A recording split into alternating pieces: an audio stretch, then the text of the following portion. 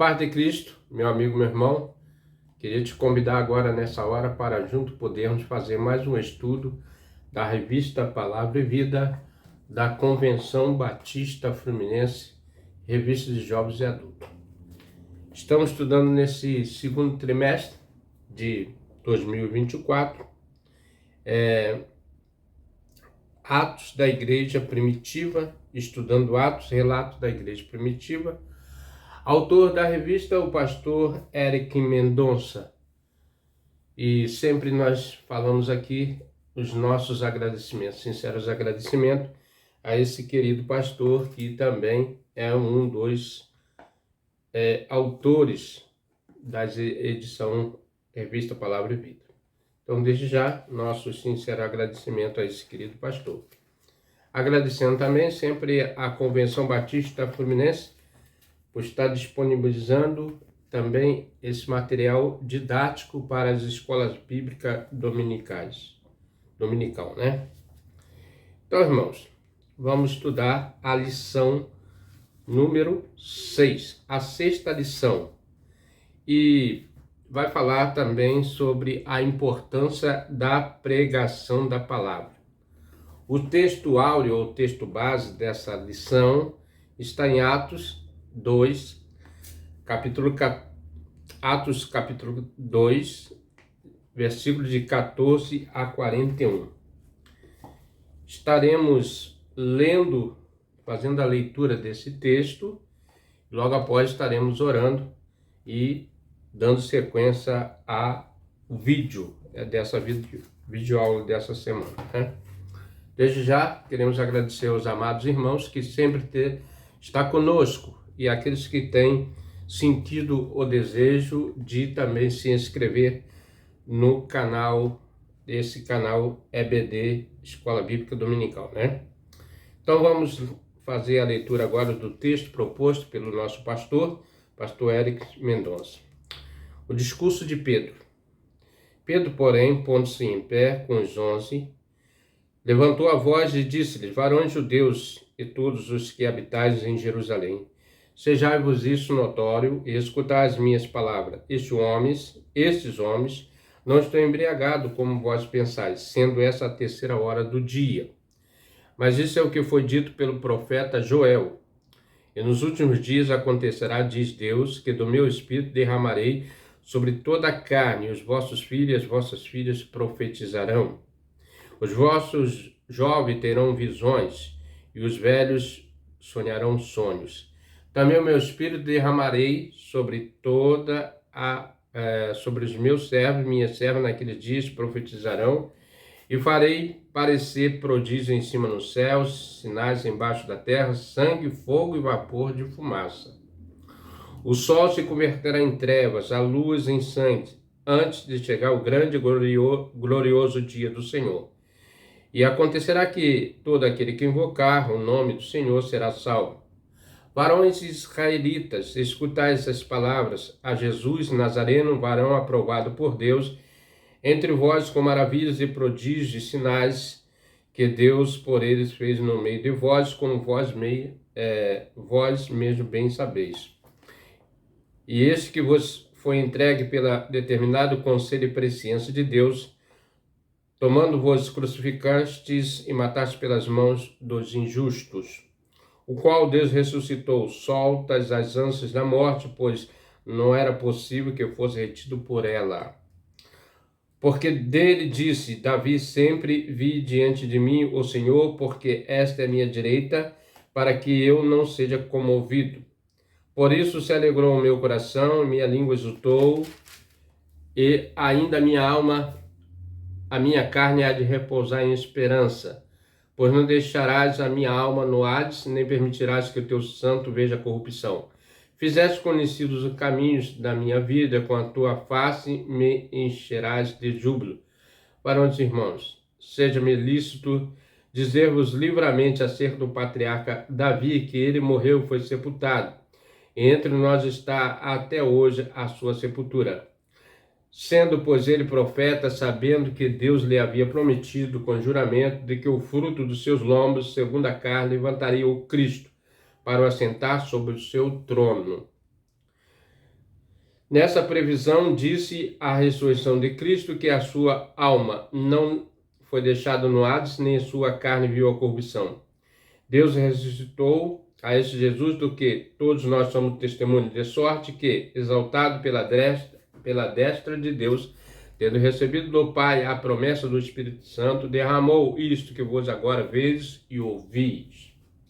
Porque Davi não subiu aos céus, mas ele próprio diz, disse o Senhor ao meu Senhor, assenta-te à minha direita, até que eu ponha em teus inimigos, pois cabelo dos teus pés, e saiba, pois, com certeza toda a casa de Israel, que é esse Jesus a quem vós crucificaste, Deus o fez Senhor e Cristo.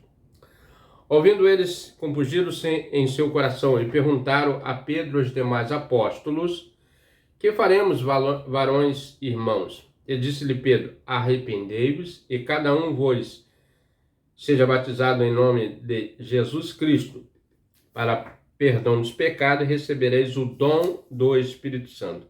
Porque a promessa vos diz a respeito a vós, os vossos filhos e a todos que estão longe, tantos quantos Deus nosso Senhor chamar. Com muitas outras palavras, isso testificava, exortava, dizendo, salvai-vos dessa geração perversa. De sorte que foram batizados que de bom grado receberam a sua palavra naquele dia, agregaram-se quase 3.000 almas. Então, irmãos, esse aqui é o discurso de Pedro, após a descida do Espírito Santo nos dias do Pentecoste. A importância da pregação da palavra de Deus. Vamos orar primeiro, né? Agradecendo a Deus. Pai querido, Deus eterno, soberano Deus, somos gratos a Ti nessa tarde, nesse dia, na verdade, quando estamos propondo, Senhor, a realizar mais uma videoaula, juntamente com os amados irmãos que têm nos acompanhado nesse canal pelo YouTube. Ó Deus, agora eu peço por vida de cada um deles, pela minha vida, e para que o Senhor nos conceda sabedoria e entendimento nas suas santas escrituras e nos dê, Senhor, sabedoria para cada dia caminhar diante de Ti. Colocamos, Senhor, a vida, pedimos que o Senhor nos auxilie, Senhor, na dinâmica desse estudo, nos dê sabedoria e entendimento. Que essa palavra possa servir de ânimo, força, fortalecimento para a sua igreja. E que possamos crescer no conhecimento, na graça de Cristo. Que o Senhor venha abençoar cada um deles e todos aqueles que têm acompanhado o nosso canal, têm se inscrito. Senhor, que o Senhor possa derramar as ricas bênçãos do Pai Celestial nas vidas deles. Em nome de Jesus. Ao final dessa lição, irmão, nós vamos entender qual deve ser a centralidade e a pregação da sua importância para a vida da igreja e no cumprimento do ID de Jesus, da evangelização, né? A passagem narrada por Lucas, com a pregação de Pedro, sua inspiração pelo Espírito Santo, nos motiva como servos do Senhor a perseverar na fidelidade da pregação da palavra sobre Jesus, né? Então nós devemos continuar a pregar, porque a mensagem central da Bíblia é a vida e obra de Jesus Cristo. Essa pregação segue a descida do Espírito Santo, que está em Lucas 2, de 1 a 13, destacando sua conexão entre as ênfase pneumatológica e missiológica do livro de Atos dos Apóstolos. A mensagem é uma manifestação do Espírito, tanto no pregador quanto no ouvinte, impactando o ID, e o ensino e a mensagem das boas novas do reino e a transformação de vidas. Então, com certeza, irmão, todos aqueles que ouvem a mensagem de Cristo, a mensagem do Evangelho, há um ponto definitivo, que todos venham ao conhecimento da graça de Cristo, através da vida de Cristo, porque Ele é autor da vida, Ele que se propôs salvar a humanidade do pecado, né? Então nós vemos que quando a mensagem, as boas novas chega, há sempre uma transformação de vidas. Primeiro ponto, né? o Espírito Santo na pregação. Não há pregação, não há arrependimento se o Espírito Santo não fizer a parte de convencer o homem que está em pecado e precisa se consertar. Na última lição discutimos a descida do Espírito Santo, marcando um novo tempo para a igreja. Ele convence os corações da sua natureza pecaminosa. Em João, vamos ver aqui, João 16.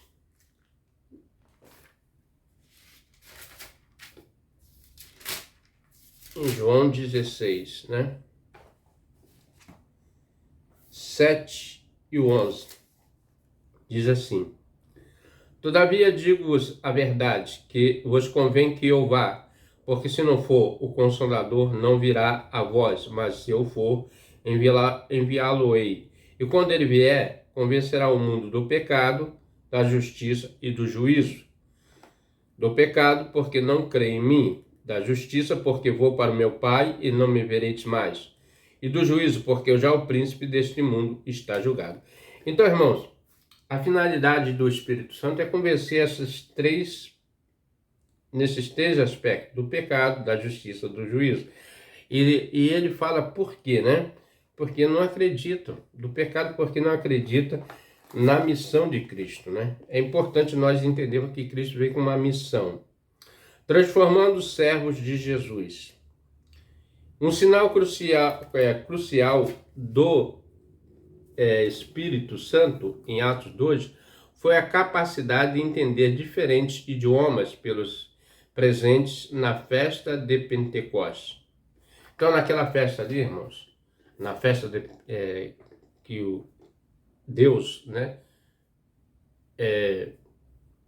realizou o cumprimento da palavra, da profecia, né, que foi uma profecia de Joel, no livro de Joel. Então, nessa festa dos Pentecostes, né, de uma celebração das festas judaicas, houve o derramamento do Espírito Santo. E foi um cumprimento de uma profecia, né? Além disso, muitos espectadores, infelizmente, zombando, pensando que estava bêbados, foram convencidos pela pregação de Pedro e converteram sendo batizados.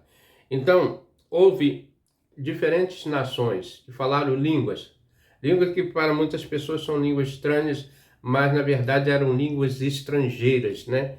Porque ali tinha pessoal de todas as nações, né? E é bom a gente entender que Deus, ele não fala em língua e que a pessoa não entende, mas uma língua que possa ser interpretada, né? Tanto é que eles mesmo falaram que eles estavam ouvindo na sua própria nacionalidade, na sua língua, né? O Espírito Santo é Deus. Os irmãos entendem aqui que quando ele fala assim, olha só, todavia digo-vos a verdade, que convém que eu vá. Ele foi, né, Cristo? Porque se eu não for, o Consolador não virá a vós, mas se eu for, enviá-lo-ei. Então, irmãos, nós vemos que o próprio Espírito é Deus, é uma pessoa. Jesus é uma pessoa, é Deus. Deus Pai é Deus, né? Então, esses três concordam em um, são uma só pessoa, na verdade, né? E muitas pessoas não entendem, mas o Espírito Santo nos convence de um Deus triuno, né? O Espírito Santo é Deus, e só Deus tem o poder de sondar corações por seu atributo de consciência. Esses são atributos de Deus: onisciente, que sabe todas as coisas, onipotente, que pode todas as coisas, e onipresente, que está em todo lugar, né? Pedro não tinha esse poder de sondar os intentos do coração humano. Como homem algum, nosso tempo também pode fazer, por mais sábio ou eloquente que seja. Então, nós não temos essa capacidade, né, de ver o que acontece no coração das pessoas, na mente da pessoa. Para a atuação no coração humano, por meio da pregação, somente o poder do Espírito Santo pode tocar, mover e transformar aquele que ouve e crê. Então, irmãos, tem que conhecer o interior do homem para que haja uma transformação. E só o Espírito Santo sonda os nossos corações, né? Só Deus pode sondar os corações. Nesse texto que nós lemos em Atos 2, 14 e 41, vemos a sua primeira atuação do Espírito Santo, convertendo vidas e movendo corações em grandes números de pessoas na história da igreja. Lucas faz questão de destacar esse número expressivo. Foram quase 3.000 almas, né? Não chega a 3.000 almas, são aproximadamente quase 3.000 almas. Graças a Deus, irmão, são muitas almas. Mas o mundo tem muito mais almas para ser resgatada, né? Em Atos 4, de 1 a 22, ele também cita que Pedro e João pregavam e ensinavam ao povo. E Pedro, cheio do Espírito Santo, no versículo 8, vamos ler aqui em Atos, né? Só vamos ler o versículo 8 para não tomar muito tempo. Atos 4, versículo 8. Diz assim: Então Pedro, cheio do Espírito Santo, disse: Principais do povo e vós anciões do Espírito Santo, e vós anciões de Israel. Né? Irmão, vê que a princípio Pedro estava acovardado, mas com o fortalecimento, né, do Espírito Santo, o impulsionamento do Espírito Santo, olha, Pedro ficou ousado no Senhor, né? E ele, cheio do Espírito Santo, disse, chamando a atenção desses doutores da lei e os anciãos de Israel. Visto que hoje somos interrogados acerca dos benefícios feitos a um homem enfermo, de modo como foi curado, seja conhecido de vós e todo o povo de Israel, em nome de Jesus Cristo, né? Que era um nome que já estava proibindo de anunciar.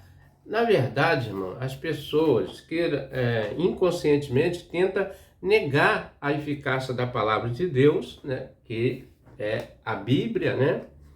E negar os atos de Jesus, que fala que Jesus é uma alegoria, uma ficção, uma criação da mente humana, mas na verdade Jesus é mais vivo do que qualquer um de nós, né? Que estamos aqui neste mundo. Jesus é soberano, Jesus está à destra do trono da graça de Deus. Seu atributo, consciência, eu já falei, né? Vemos uma primeira atuação do Espírito Santo, convertendo vida, movendo corações em grandes números, já falei também. Aqui ele fala em Atos, né? Ele também cita Pedro, João pregava e ensinava o povo, e Pedro cheio do Espírito Santo. Versículo 8. Falava às autoridades, né? A pregação do Novo Testamento é impensável sem a orientação do Espírito Santo. Sem a atuação do Espírito Santo, que é o Consolador, prometido pelo nosso Senhor Salvador Jesus Cristo, é Ele que nos movimenta, é Ele que age na igreja e faz essa obra acontecer, porque Ele convence o homem da justiça, do juízo, do pecado.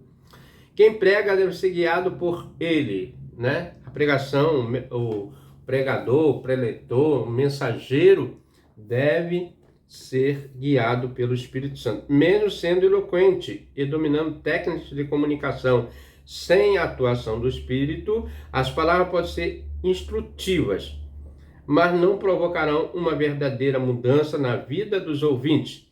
Esse é o ponto destacado porque Lucas em Atos dos Apóstolos. Então, fica claro que sem a atuação do Espírito Santo no meio da igreja, a obra não andaria, porque é necessário que o Espírito Santo faça esse ministério, né?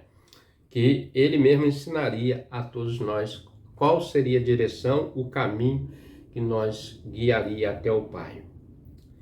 Porque, na verdade, o Espírito Santo até aponta o caminho, né? Que o caminho é o Senhor Jesus.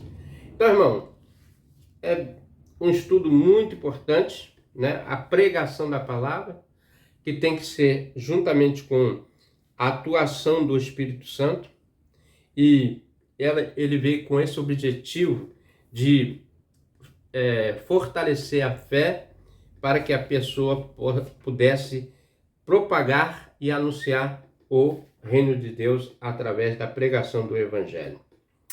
Centralizada na pregação que é cristocêntrica, Cristo no centro, e tudo diverge no nosso Senhor Jesus Cristo. Essa é a pregação do Evangelho. O Espírito Santo, ele atua de uma forma sublime, de uma forma sensível.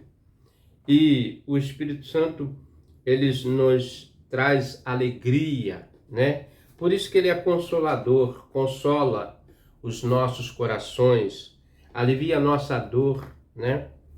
E nos prepara para a chegada e a recepção do nosso Senhor Salvador Jesus Cristo. Esse foi o primeiro ponto, né? O Espírito na pregação. Tem que ter a atuação do Espírito Santo. A ação máxima é do Espírito Santo. Segundo ponto dessa lição, uma lição importante, né? A centralidade da pregação em Jesus, como já falei aqui. É o cristocêntrico, né? O Cristo no centro das mensagens. Hoje, muito se fala em outro tipo de mensagem, né? Mensagem de cura, que não está correto, mas o que faz nós sairmos de casa e ter essa esperança? Porque Cristo venceu, Cristo ressuscitou e Cristo permanece vivo. E Cristo é uma promessa muito importante, que ele iria para o Pai, mas não deixaria órfão, estaria conosco todos os dias da nossa vida. Ele estaria conosco através de quem, irmão? Do próprio Espírito Santo, né? E quando nós lemos aquela passagem de João, ele fala direitinho, né? Que é ele mesmo que está conosco. É ele que está conosco, né? Nenhuma outra pessoa, a não ser o próprio Deus, através do Espírito Santo dele. A pregação tanto é a dependência da atuação do Espírito Santo na vida de quem prega, quanto a necessidade da centralidade da pregação na vida e obra de Jesus. O ministério de Jesus foi curto, né? Vamos dizer assim, curto, 3 anos, quase 3 anos, não sei se chega a 3 anos, mas foi um pouco limitado, né? Mas fez muito mais do que muita gente, vivendo anos, né? Nesse curto de prazo, ele fez tudo, concluiu. Ele mesmo falou, está cumprido, né? Na cruz ele falou que a obra que ele tinha para realizar, ele curou, pregou, anunciou o reino, falou do amor do Pai e deixou muitos ensinamentos para que nós seguíssemos o conselho dele, para que nós estivéssemos junto do Pai, né? Na verdade, a missão de Jesus foi resgatar, e tem sido resgatar as almas para o reino dos céus. Nunca podemos esquecer o cerne da nossa missão, descrita em Mateus 28, 19 e 20. Análise o texto e veja. Então, irmão, vocês veem só, o texto parece incrível, mas esse texto aqui, nós trabalhamos esse texto na nossa escola, né? É o texto que nós trabalhamos. A primeira fase, discípulo de Jesus, é a nossa missão, né? É a nossa missão, conseguir alcançar almas. O batismo é um passo para aqueles que entendem o que é ser discípulo. É o segundo passo. Por ser discípulo, obedece à primeira ordenança de Jesus, o batismo. Então, o batismo é a primeira ordenança, né? E esse é o processo. Em nome do Pai, do Filho e do Espírito Santo. A Trinidade, né? O Deus triuno, né? Precisamos ensinar sobre a ordenança que Jesus passou para seus discípulos. Terceiro passo. Quarto passo, prometeu que estaria conosco na missão discipular. Vamos ler esse versículo, irmãos.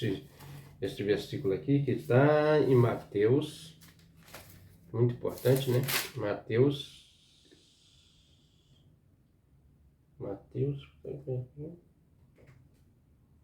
28, né? 28, 19 e 20. Ide, portanto, ide e ensinai todas as nações, batizando em nome do Pai, do Filho e do Espírito Santo, ensinando a guardar todas as coisas que eu vos tenho mandado.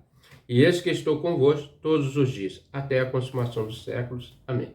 Então, essa é a promessa. Antes dele partir, disse que estaria conosco, né? E nessa obra de discipular, batizar e ensinar.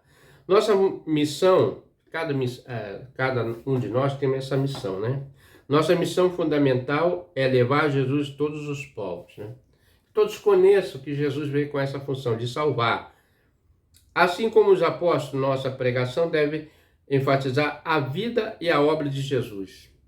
Que Jesus fez, os atos que ele realizou, as curas, os milagres, né? Os sinais que deixou para nós ser guiados. Então, irmão, é imprescindível nós abordarmos sempre na ótica da pessoa de Jesus. Lucas em Atos 1:8, vamos ler aqui, Lucas em Atos 1:8, rapidinho aqui, Lucas.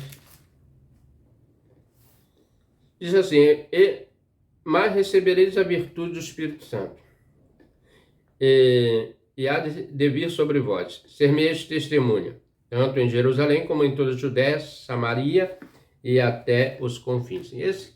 Nós temos que ser testemunhos de Jesus, né? Testemunhar do amor de Deus, o que ele fez, a sua graça, sua misericórdia, compaixão,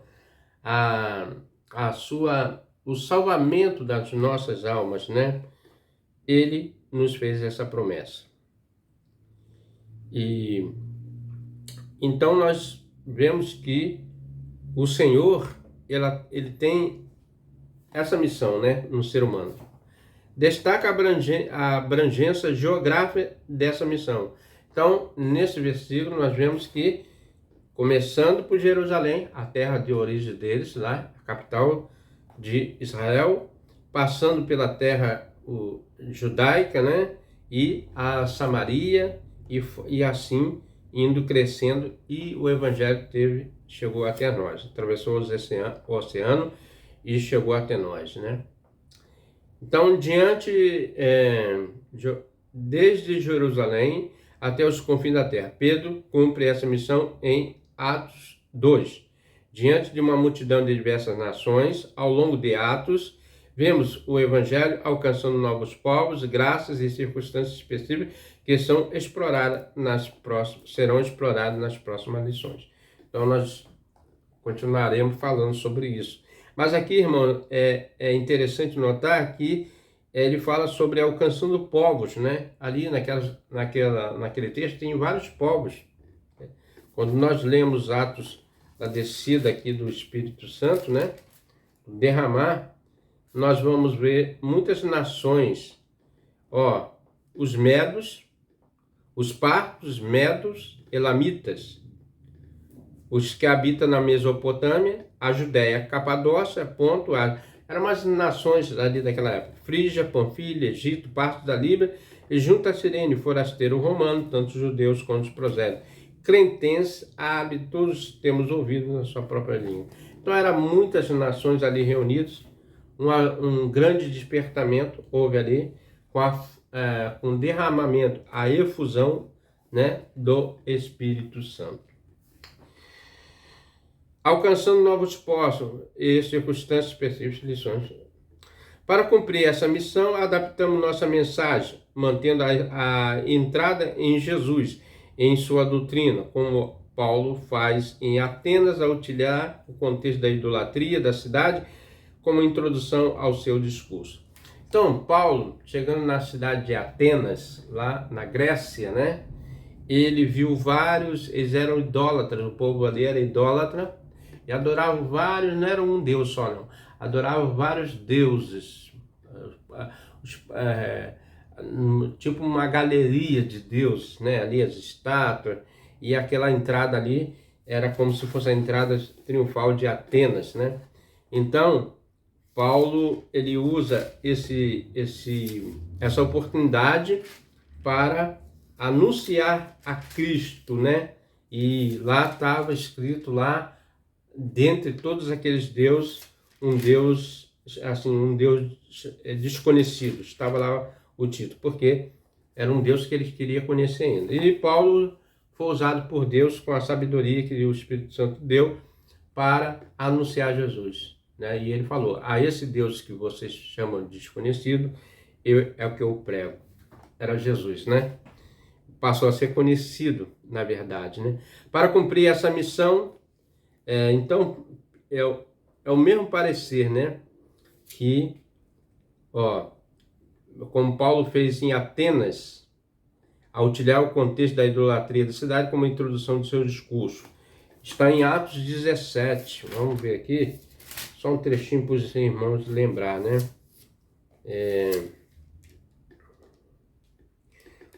Paulo em Atenas, o seu discurso a Areópago. Os que acompanhavam Paulo levaram até Atenas e, recebendo ordem para que Silas e Timóteo fossem ter com ele, os mais depressa possível, e partiram. Enquanto Paulo esperava em Atenas, o seu espírito se comovia em si, vendo a cidade tão entregue à idolatria. Irmãos, nós hoje quase não batemos na tecla da idolatria, mas tem muita idólatra ainda sobre a face da terra, né? E que não adora o Deus que nós conhecemos, que é o verdadeiro Deus, o Deus do nosso Senhor Jesus Cristo, o Deus de Israel, né? Jesus nasceu nesse país, Israel, né? Que muitos na terra de Judá. E nós vemos que a idolatria já imperava naquela época, e hoje também nós vemos que tem muitas pessoas idolatrando líderes, e esquecendo de adorar a Deus, o verdadeiro Deus. Enquanto Paulo esperava em Atenas, seu espírito se comovia em si mesmo, vendo a cidade tão entregue à idolatria. De sorte que disputava na sinagoga com os judeus religiosos, e todos os dias na praça com o que apresentava. Alguns filósofos epicúreos, estoicos, contendia com ele. Uns diziam: o que quer dizer esse paralelo, esse falador, né? Outros parece que é pregador de deuses estranhos, porque eles anunciavam Jesus e a ressurreição. Paulo utilizou, né? E tomando, levaram a Areópago e dizendo: podemos saber que nova doutrina é essa de que falas? E coisas estranhas nos traz aos ouvidos? Queremos, pois, saber a que vem ser isso. E todos, pois, atenienses, estrangeiros, residentes, de nenhuma outra coisa se ocupavam, senão a de dizer e ouvir alguma novidade. Então, aquilo dali foi uma novidade naquela cidade de Atenas. Estando Paulo no meio do Areópago, disse: varões atenienses, e em tudo vejo que és um tanto supersticiosos. Porque passando eu, vendo os vossos santuários, achei também um altar em que estava escrito: ao Deus desconhecido. Eis, pois, que vos honrais, não o conhecendo, é o que eu vos anuncio. E o Deus fez o mundo e tudo que nele há, e sendo Senhor do céu e da terra, e que não habita em templo feito por mãos de homens. Então, irmão, que pregação linda de Paulo, né? Se nós hoje tivéssemos uma sabedoria grande, igual Paulo teve, de pegar aquele contexto daquela idolatria deles, o altar, e falar do nosso Senhor Jesus, né? Como é importante a presença do Espírito Santo. Eu creio que foi realmente uma obra do Espírito Santo. A proclamação da mensagem bíblica é responsabilidade de todos nós, chamados por Deus para essa tarefa. Então temos essa tarefa de anunciar. Devemos nos preparar e servir com excelência do Senhor. Devemos ter consciência daquilo que nós estamos falando, da obra, do ensinamento, com responsabilidade e com vida, né? Porque a pregação consiste em exemplos. Precisamos ser servos obedientes, íntegros e fiéis para semear a salvação nos corações. Semear a palavra, a importância da pregação, de anunciar o que o Senhor Jesus nos propôs na caminhada do reino dos céus, né? O Espírito Santo opera a transformação através do arrependimento, da confissão. Então, todos nós devemos nos arrepender, confessar que somos falhos, mas a nossa boca, a nossa vida, que Ele usa para isso, né? Então, devemos usar o instrumento que Deus deixou, que é a fala, a comunicação. Devemos comunicar, devemos proclamar a palavra de Deus. Imagina a alegria de Filipe em ser usado pelo Senhor em Samaria, haver conversões e batismo. em Atos 8, 4 e 8, né? Creio que vai falar sobre Filipe, né? Ó, 4, 8, né? Nós que estava disperso e iam por toda parte anunciando a palavra, descendo Filipe, a cidade de Samaria, eles pregavam a Cristo. Houve um despertamento ali, né, irmãos? No princípio da igreja, né? Houve uma perseguição, foi necessária uma perseguição para que eles fossem dispersos, se espalhassem, né? E Filipe aproveitou a oportunidade por onde ele andava, por onde ele ia pregando e falava do amor de Cristo, né? Pregava a Cristo. E a multidão unanimemente prestava atenção ao que Filipe dizia, porque ouvia e via os sinais que ele fazia. Pois que os espíritos imundos saíam de muitos que o tinham, clamando em alta voz, muitos paralíticos eram curados e havia grande alegria naquela cidade. Então, onde o evangelho chega, irmão, há uma transformação, alegria, a festa, porque o evangelho é festa de Deus em cada lugar que ele passa. O mal é expulso, né? Se nós tivéssemos pregadores ungidos, né? Fortalecido no Espírito Santo, eu creio que o Rio de Janeiro, isso aqui é uma coisa que eu creio, esses marginais, né, vamos dizer assim, essas pessoas que andam praticando coisas erradas, né, não teria espaço, porque o poder de Deus não deixaria, né? Então devemos nos preparar a cada dia mais para que o mal não prevaleça no bem.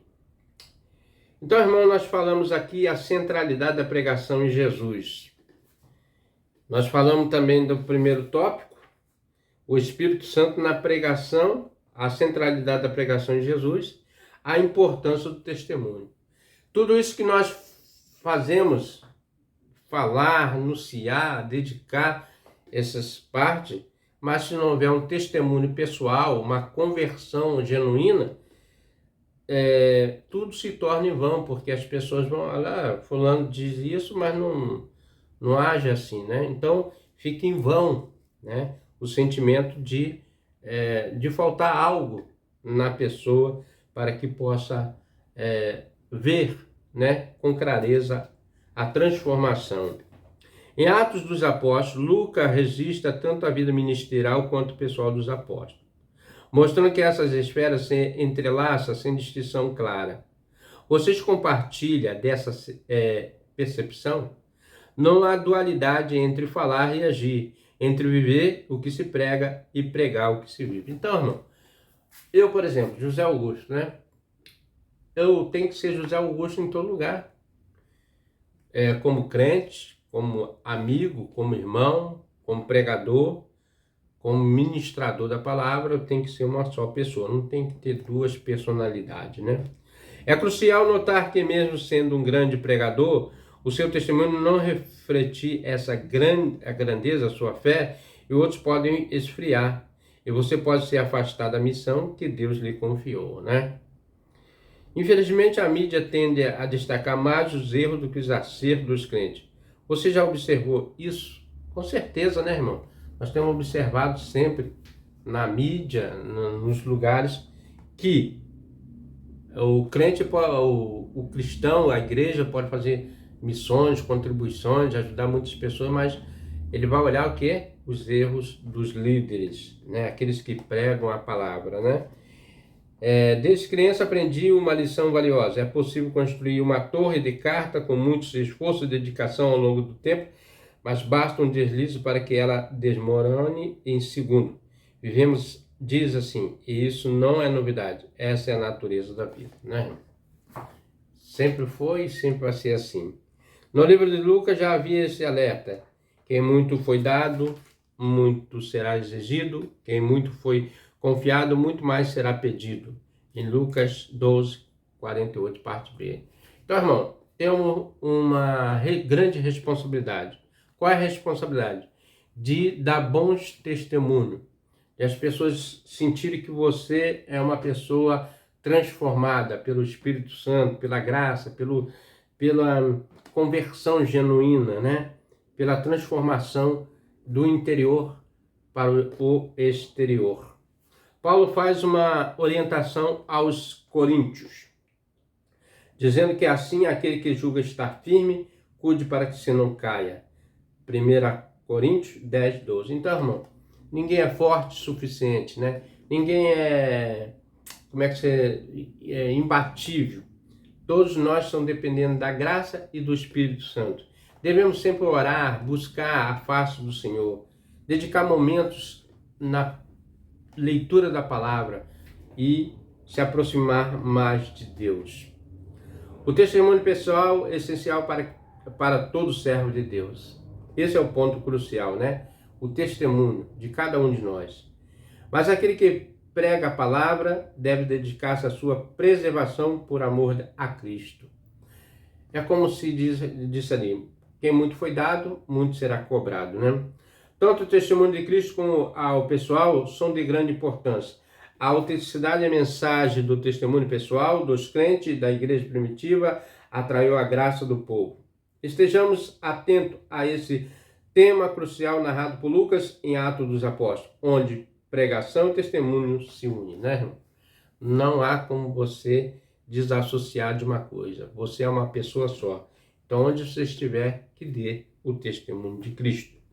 Concluindo já esse estudo, irmão, e agradecendo a todos que tenham participado conosco até o final, quando olhamos para os Atos dos Apóstolos, percebemos que a pregação de Pedro, João e Paulo, tantos outros fizeram a diferença e geraram uma transformação genuína na vida de muitos servos, pois era uma pregação cristocêntrica, né? Não devemos tirar esse foco. Cristo sempre tem que estar nas nossas melodias, da música, né? Da centralidade dos livros, na palavra de Deus, na mensagem. Cristo é o autor central da palavra de Deus, movida pelo poder do Espírito Santo. Este é o caminho mais natural e saudável para que os nossos púlpitos, onde quer que nossas vozes, vidas alcancem, gere proclamação do reino de Deus. Um reino que prega o amor de Deus por meio do seu Filho único, onde o Espírito Santo nos ilumina por meio da palavra do Senhor. Aquilo que precisa ser ensinada para fazer discípulos de todas as nações, né? A nossa ferramenta, todo profissional, todo lutador, né? Trabalhador, eu quero essa palavra, um trabalhador que labuta, ele tem a sua ferramenta. E a nossa ferramenta é a palavra de Deus, é a Bíblia Sagrada, né? É Deus falando com o coração, no coração do homem. É aquilo que precisa ser ensinado para fazer discípulo de todas as nações. Para essa sublime missão, o Senhor prometeu que estaria conosco todos os dias. Aleluia. Avancemos na pregação genuína da palavra do Senhor. Que beleza, né, irmão? Que ensinamento profundo. Parece que nós vivemos um tempo de despertamento, porque o que aviva o coração do homem, irmão, é a comunhão e a pregação da palavra, né? E genuína, sincera, aquilo que nós devemos compartilhar, que é a mensagem da pregação de Cristo. Vamos aqui para o Pensar e Agir e logo estaremos orando, agradecendo a Deus, finalizando este vídeo aula. Quando você se prepara para pegar e ensinar a palavra do Senhor a alguém, você ora pedindo direção ao Senhor? Devemos fazer isso, né, irmão? Tudo que nós formos fazer, pedir orientação ao Espírito Santo. Aprendemos que a pregação sem Cristo pode ser qualquer coisa, menos a pregação do reino. Você acha que a exposição nas mídias tem colaborado para uma descentralização da verdadeira mensagem do Evangelho?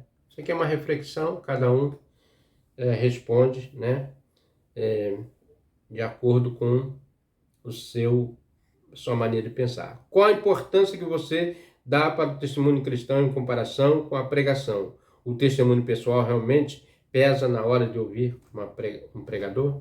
Isso aqui, sem dúvida nenhuma, irmão, vai pesar. Como é que você vai falar do amor se não ama? Né? Tem que amar. Você falar que não deve roubar e rouba. Então, o testemunho, irmão, é de cada um de nós. É o testemunho. O que é o testemunho? Testemunhar do amor de Deus, que Deus fez, né? E você testemunha com seus atos, com sua maneira de viver.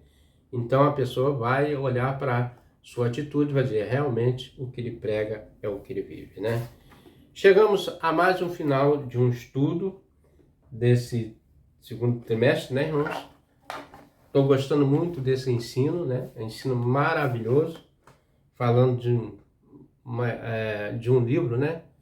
Das cartas, né? Histórica. Atos conta a história do início da igreja primitiva. Vamos orar? Quero agradecer a você, mais uma vez, por ter ficado conosco até o final desse estudo e pedir também que ore por mim, ore por nós, oramos por um, por os outros. Quero também pedir, irmãos, a mídia, todo mundo está sabendo, né? O Rio Grande do Sul tem passado por momentos difíceis. Os nossos irmãos lá do sul, do lado do Rio Grande do Sul, do estado do Rio Grande do Sul, Deus possa ter misericórdia desse povo, né?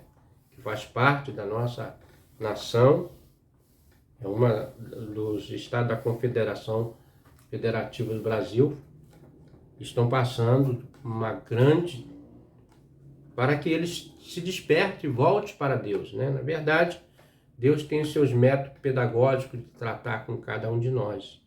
De vez em quando, o Senhor traz um ensinamento para nós. E devemos olhar isso não como um castigo de Deus. Não.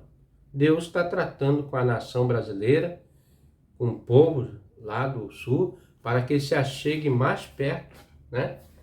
Mais e mais perto de Cristo, voltando para o nosso Criador, e que possa haver despertamento nesse grande estado, que é o estado do Rio Grande do Sul. Vamos orar. Pai querido, Deus eterno, soberano Deus, Pai de nosso Senhor e Salvador, Senhor Jesus Cristo, pela qual nós invocamos em todo lugar esse nome santo, que é o nome sobre todo nome, o nome do Senhor Jesus Cristo.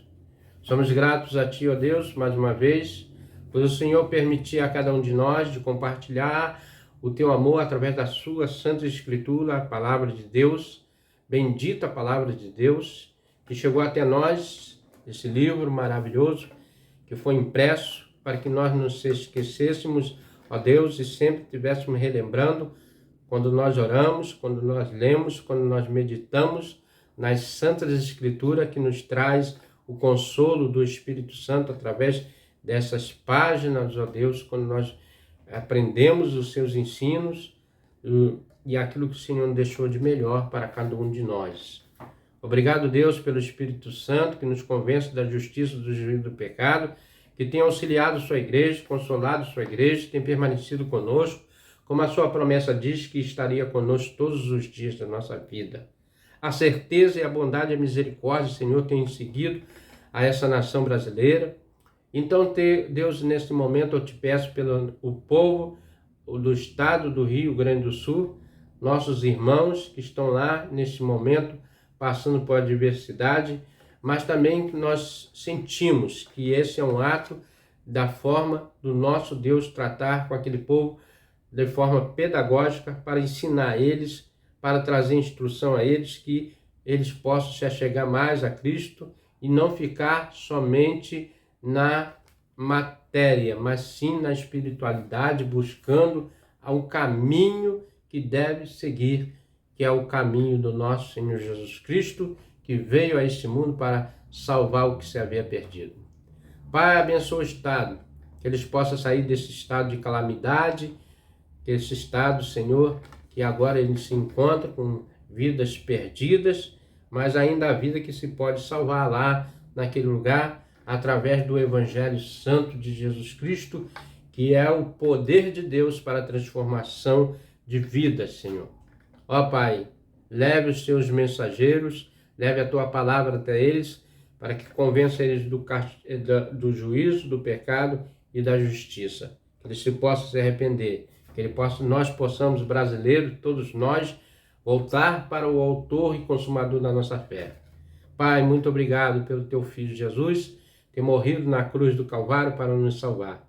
Hoje estamos aqui proclamando, divulgando, anunciando, para que esse evangelho possa chegar ao mais longe possível e que as pessoas possam se voltar para Deus o mais rápido possível, Senhor. Porque um dia o Senhor voltará para buscar a sua igreja e quer que todos nós estejamos preparados para quando o Senhor assim vier, que encontre a sua igreja de pé, para receber o nosso grandioso Rei, o Senhor Jesus Cristo, autor e consumador da nossa fé. É em nome dele, por ele e tudo que ele fez por nós e tem feito e há de fazer, que nós te agradecemos para todos sempre. Amém e amém. Meu amigo, meu irmão, se você tem gostado dos nossos estudos, venha conosco. Até o próximo estudo, se assim o nosso bom Deus nos permitir. Amém?